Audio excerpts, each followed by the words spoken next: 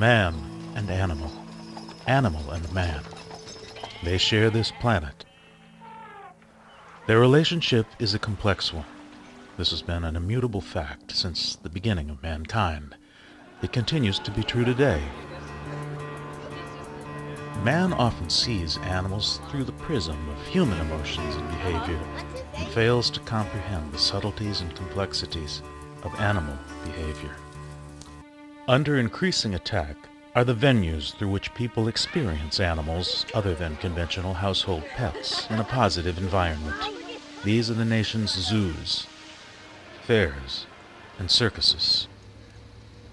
Well, the circuses today are facing animal rights problems because there are many people who are trying to further an agenda of vegetarianism, don't use animals for medical research, and so on.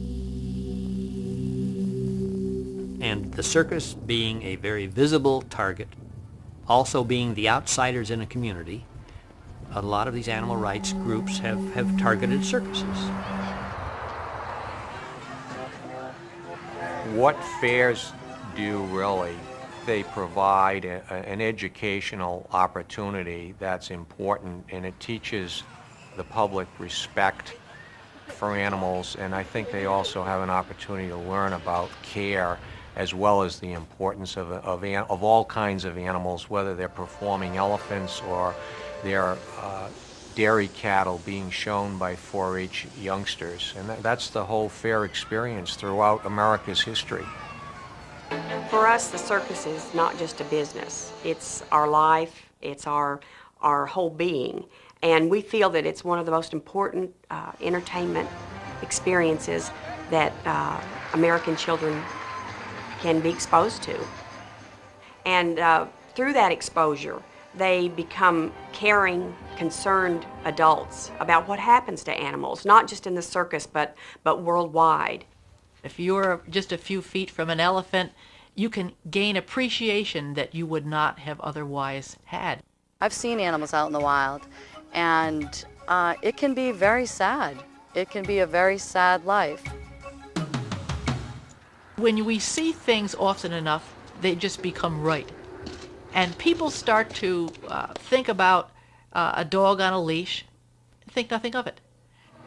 But then when they go to a circus and they see a leg tether around an elephant, they get all excited about that, not realizing that that is an appropriate method of restraint for an elephant, just like the dog leash is a effective restraint for a dog.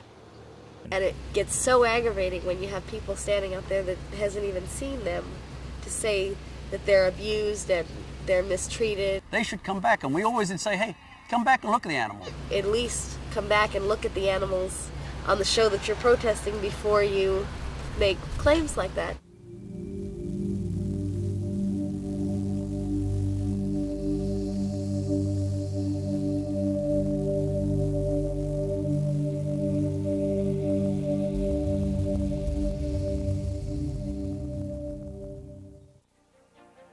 The Outdoor Amusement Business Association is quite proud to have recently adopted a set of industry guidelines for the care and training of exhibited animals in North America.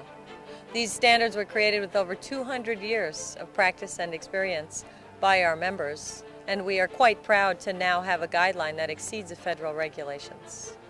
We travel through approximately 15 to 20 states, 180 to 200 towns. So while we're in those areas, we're inspected by the USDA, the local authorities, which could be the Animal Control, Humane Society, and state authorities. So we are under regulation of all of these organizations. So I've been conducting USDA-sponsored studies over the last 3 years with some 6 circuses that travel across North America.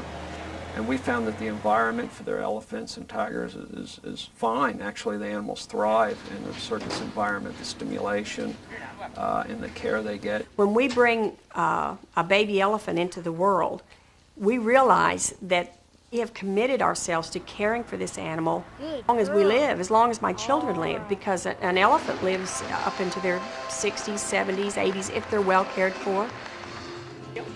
We conducted a number of experiments looking at how animals perceive performances, and we found that it stimulates them both mentally and physically. Performing animals actually do stay healthier and live longer than non-working exotic animals because they're stimulated by that type of activity, both mentally and physically. It gives them something to think about. They're not bored. It may seem to people that during performances what the animals are doing appears to be unnatural. They're actually based on natural behaviors that the animals can perform, and usually will perform aspects of those behaviors under natural conditions. Common sense techniques now are so different. We use psychology in our training, and it's all reward-based, and the punishment that you have to give is very slight. If an animal does something wrong and you yell at it and say, "You're bad," and "What are you doing?" they know right away, just like your children. I think legislators should give a very serious thought to making sure that legislation is not imposed on the American people that they do not support.